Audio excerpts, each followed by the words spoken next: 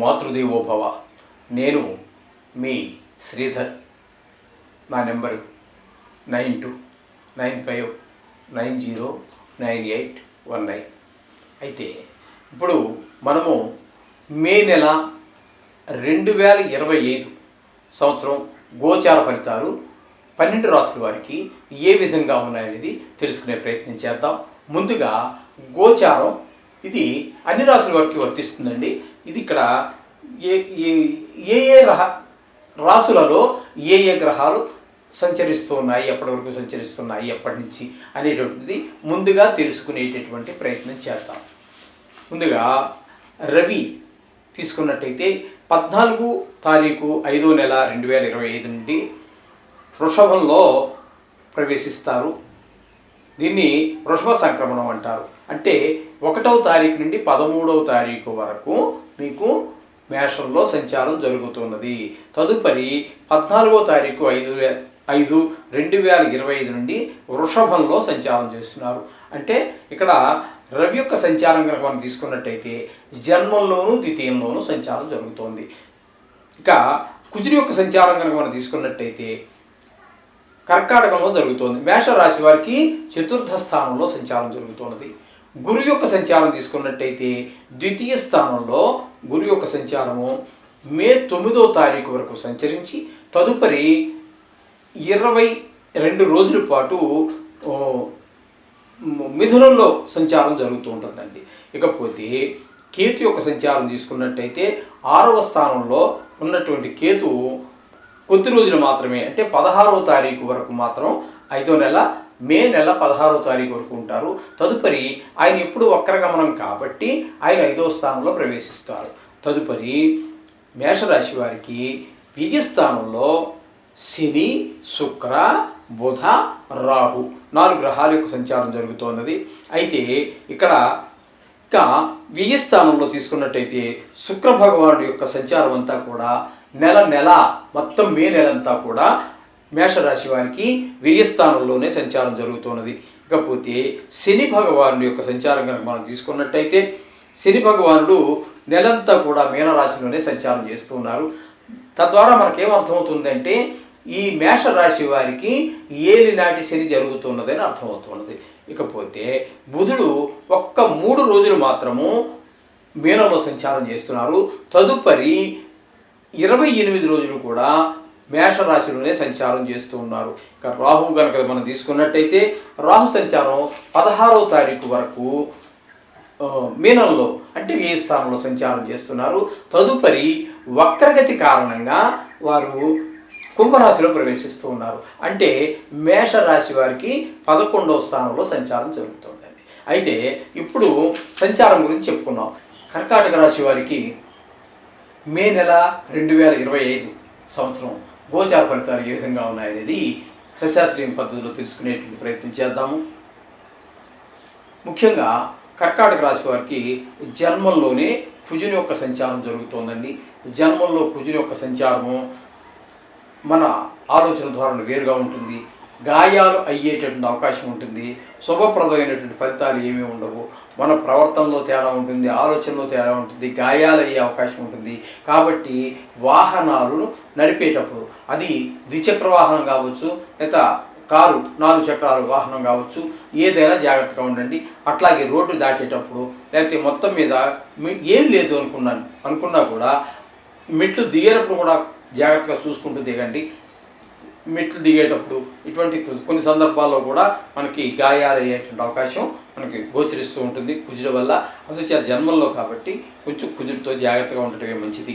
ఇకపోతే తృతీయ ద్వితీయ స్థానాల్లో కేతు యొక్క సంచారం జరుగుతోంది.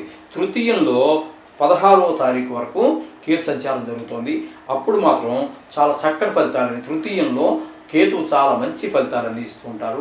అక్కడ ఇంట బయట ఉద్యోగ స్థలంలో, వ్యాపార స్థలంలో, అన్ని చోట్ల ప్రతి చోట్ల మనం ఆశించినటువంటివి, ఆలోచించినటువంటి జాగాలలో కూడా మనకి అందరి యొక్క సహాయ సహకారాలు అందుతూ ఉంటాయి. తద్వారా మనిషి ఒక మెట్టు ఎదగడానికి అవకాశం ఉంటుంది. ఇకపోతే ఈయన వక్రగతి కారణంగా, వక్రగతి సంచారం కదండి రాహు కేతువును, అందుచేత ఈ కేతువు కూడా వక్రగతి సంచారం ద్వారా మనకి ద్వితీయ స్థానం అయినటువంటి సింహంలో ప్రవేశిస్తూ ఉన్నారు. ద్వితీయ స్థానంలో కేతువు 16వ తారీఖు నుంచి మిగతా నెలంతా కూడా మనకి అనుకూలమైన ఫలితాలు ఇవ్వదు. అంటే అనుకూలమైన ఫలితాలు అంటే ఏ విషయాల్లో అన్నట్టయితే ఆర్థిక విషయాల్లో దెబ్బతీస్తారు, పిల్లల చదువు విషయాల్లో మనకి కొంచెం ప్రతికూల ఫలితాలు ఇస్తారు. అలాగే పిల్లలు చదువు మీద శ్రద్ధ తగ్గించడం, ఆటల మీద పెరగటం ఇట్లాంటివన్నీ చేసే అవకాశాలు ఉంటాయి. మాటలో కొంచెం కఠినత్వం పెరగటం, తద్వారా భార్యాపిల్లలే కాదు బయట వాళ్ళతో కూడా గొడవలు వచ్చే అవకాశం ఉంది. భార్యాపిల్లలు అయితే భరిస్తారు, బయట వాళ్ళు అయితే కొంచెం వాళ్ళు కూడా మనం ఒక మాట అన్నప్పుడు వాళ్ళు ఒక మాట అనే అవకాశం కూడా ఉంటుంది. కాబట్టి దీన్ని తగ్గించుకోవటం అంటే మాటలో కఠినత్వాన్ని తగ్గించుకున్నట్టయితే చాలా శుభాలు జరుగుతూ ఉంటాయి. ఈ విధంగా కేతు యొక్క సంచారం కూడా శుభప్రదమైన ఫలితాలు అయితే ఇవ్వట్లేదు. 16వ తారీఖు వరకు మాత్రం చాలా శుభప్రదాలు ఇస్తున్నాడు. అంటే పాక్షికంగా మనకు ఉపయోగపడుతున్నారు అని అర్థం చేసుకోవాలి. ఇకపోతే అష్టమ స్థానంలో నవమ అష్టమ 2 స్థానాలలో మనకి రాహు యొక్క సంచారం జరుగుతోంది. 9వ స్థానంలో ఉన్నప్పుడు ఇంటిలోని పెద్దవారైనటువంటి వారికి పితృలు కానీ పితృ సమానులు కానీ ఎవరైనా ఉన్నట్టయితే వారికి ఆరోగ్య విషయంలో కొంచెం దెబ్బతీసే అనారోగ్య పరిస్థితులు ఏర్పడే అవకాశం ఉంటుంది. ధనానికి లోటు ఉంటుంది. చాలా విషయాలు మనం సౌఖ్యాలు అంటే గృహ సౌఖ్యం, వాహన సౌఖ్యం ఇట్లాంటివన్నీ కూడా కోల్పోవలసినటువంటి పరిస్థితి ఉంటూ ఉంటుంది. ఈ భాగ్యస్థానంలో రాహు 16వ తారీఖు వరకు సంచారం. తదుపరి అష్టమ స్థానంలో సంచారం చేస్తున్నారు. ఈ అష్టమ స్థానం భాగ్యస్థానం కంటే కూడా కొంచెం ఎక్కువ కష్టాలు ఇచ్చే అవకాశమే ఉంటూ ఉంటుంది. ఎందుకంటే ఆయుస్థానం కాబట్టి కొంతమందికి అనారోగ్యవంతులు పెద్దవాళ్ళు ఎవరైనా ఉన్నట్టయితే చెప్పలేవండి, పెద్ద వయసు కూడా అక్కర్లేదు, ఆయువు తీరినట్టయితే కొంతమందికి పెద్ద దుఃఖం కలుగుతుంది, హఠాన్ మరణం జరుగుతుంటుంది, ధన నష్టం జరుగుతూ ఉంటుంది, అవమానాలు పాలయ్యే అవకాశం ఉంటుంది. ఇట్లాంటివన్నీ కూడా అపకీర్తి వచ్చే అవకాశం ఉంటుంది. ఇవన్నీ కూడా అష్టమ స్థానంలో రాహు సంచారం వల్ల జరుగుతూ ఉంటాయి. అంచేత రాహు పూర్తిగా 9వ స్థానంలోను 8వ స్థానంలో కూడా మనకి దుష్ప్రభావాలే చూపిస్తూ ఉంటారు. ఇకపోతే శని యొక్క సంచారం కనుక మనం తీసుకున్నట్టయితే శని యొక్క సంచారం భాగ్యస్థానంలో జరుగుతోంది. భాగ్యస్థానంలో శని సంచారం కూడా రాహు సంచారం లాంటిదే. అన్ని సుఖాలు మనం కోల్పోవడం జరుగుతూ ఉంటాం. ప్రతిదీ ప్రతికూలంగానే ఉంటుంది. దేవుడి మీద కూడా కనీసం పూజ చేసేటప్పుడు దృష్టి నిలబడకపోవడం లాంటి జరుగుతూ ఉంటుంది. ఇకపోతే బుధుని యొక్క సంచారం 3 రోజులు 9వ స్థానంలో జరుగుతోంది. ఆ 3 రోజులు కొన్ని ఇబ్బంది పెట్టినప్పటికీ తదుపరి దశమ స్థానంలో సంచారం చేస్తారు నెలంతా కూడా, అంటే 28 రోజుల పాటు. ఆ 28 రోజులు మనకి చాలా శుభప్రదమైనటువంటి ఫలితాలన్నీ ఇస్తూ ఉంటారు ఆయన. దశమ స్థానం అంటే ఉద్యోగపరమైన, వ్యాపారపరమైన అన్ని విషయాల్లోనూ మన తెలివితేటలు ప్రదర్శించడానికి అన్నిటికీ కూడా ఈ కర్కాటక రాశి వారికి బుధుడు చాలా అనుకూలమైన ఫలితాలు ఇస్తాడు. అట్లాగే దశమ స్థానంలో శుక్రుని యొక్క సంచారం కూడా నెలంతా జరుగుతుందండి. తద్వారా ఉద్యోగ విషయంలోనూ వ్యాపార విషయంలోనూ అన్ని అనుకూలమైనటువంటి ఫలితాలే మనకి ఏర్పడుతూ ఉంటాయి ఈ శుక్రుడి యొక్క ప్రభావం వల్ల. అందుచేత ఈ లలిత కళలో సంబంధం ఉన్నటువంటి వారికి, షేర్ మార్కెట్లో పెట్టుబడి పెట్టేటటువంటి వారికి, టీవీ రంగంలో ఉన్నటువంటి వారికి, మీడియా రంగంలో ఉన్నటువంటి వారికి, వీళ్ళందరికీ కూడా శుక్రుడు మనకి చాలా అనుకూలమైనటువంటి ఫలితాలు ఇస్తూ ఉన్నారు. అక్కడ శుక్రుడు 9వ స్థానంలో భాగ్యస్థానంలో. కాబట్టి ఈ విధమైన ఫలితాలు మంచి ఫలితాలన్నీ మనకు వస్తూ ఉన్నాయి. ఇకపోతే రవి యొక్క సంచారం కనుక తీసుకున్నట్టయితే దశమ ఏకాదశి స్థానాల్లో 15 రోజులు అక్కడ 15 రోజులు ఇక్కడ జరుగుతోంది. దశమ ఏకాదశి స్థానాలు రెండిట్లోనూ కూడా రవి అద్భుతమైన ఫలితాలు ఇస్తాడు. దశమ స్థానంలో ఉన్నప్పుడు వ్యాపారపరమైన, వృత్తిపరమైన, ఉద్యోగపరమైన, వ్యవసాయపరం ఎవరెవరు ఏదో పని చేస్తూనే ఉంటారు కదండి. వారు ఏ పని చేసినా ఆ పని వారు చేసే వృత్తిలో సహకరిస్తారు దశమ స్థానంలో ఉన్నప్పుడు. ఆరోగ్యం కూడా బాగుంటుంది.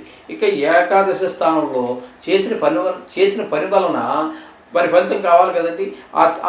ఆ పదోది మీకు పనిని సూచిస్తూ ఉంటే ఫలితాన్ని 11వ స్థానం సూచిస్తూ ఉంటుంది.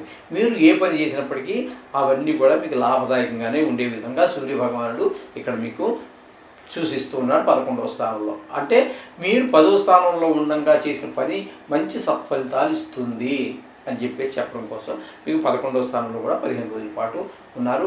మొత్తం నెలంతా కూడా ఈయన కూడా మీకు అనుకూలమైనటువంటి ఫలితాలు ఇస్తూ ఉన్నారు. ఇక్కడ మీకు ఇంతవరకు రవి అనుకూలమైన ఫలితాలు, బుధుడు అనుకూలమైన ఫలితాలు, శుక్రుడు అనుకూలమైన ఫలితాలు ఇస్తూ ఉన్నారు.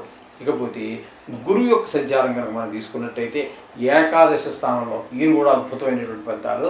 ఏకాదశి స్థానంలో ఏ గ్రహం ఉన్నా అనుకూలమైన ఫలితాలు ఇస్తారు.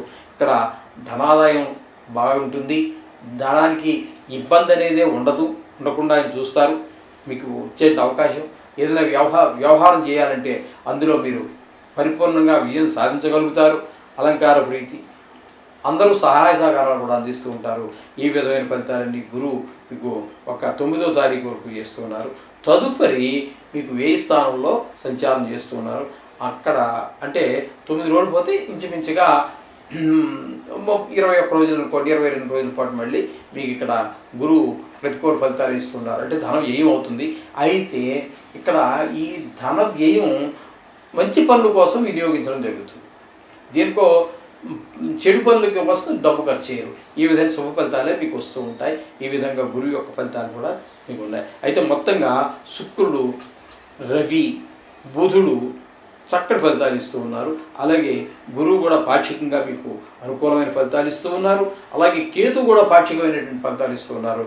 మొత్తంగా చెప్పాలంటే ఈ కర్కాటక రాశి వారికి ఈ నెలలో ఎక్కువ ఫలితాలు సుఫలితాలు కలిగేటువంటి అవకాశం ఉన్నది. ఏదేమైనప్పటికీ నవగ్రహాల యొక్క పూజ మాత్రం మానమాకండి. అంతా శుభం జరుగుతుంది. శుభం భూయాత్.